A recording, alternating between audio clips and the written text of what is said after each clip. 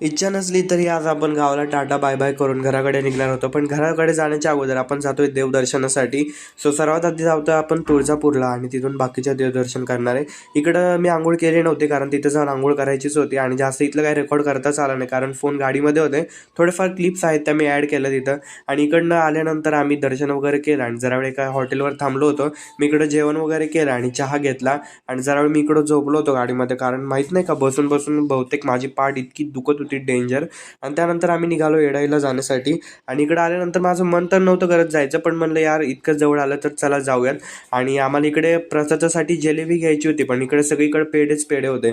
मग फायनली एक दुकान भेटलं आणि त्यांच्याकडे आपल्याला जिलेबी भेटली. मग जिलेबी वगैरे घेतली, प्रसाद घेतला आणि त्यानंतर आम्ही वरती आलो. इकडं बरीच माकडं वगैरे होती आणि भयंकर इकडं सुद्धा गर्दी होती. इतका वैताग आला होता. मग फायनली दर्शन वगैरे करून आतनं आलो आणि त्यानंतर इकडं बहीण सगळ्यांना प्रसाद वाटत होती. मग प्रसाद वगैरे वाटला आणि त्यानंतर इकडनं मी सुद्धा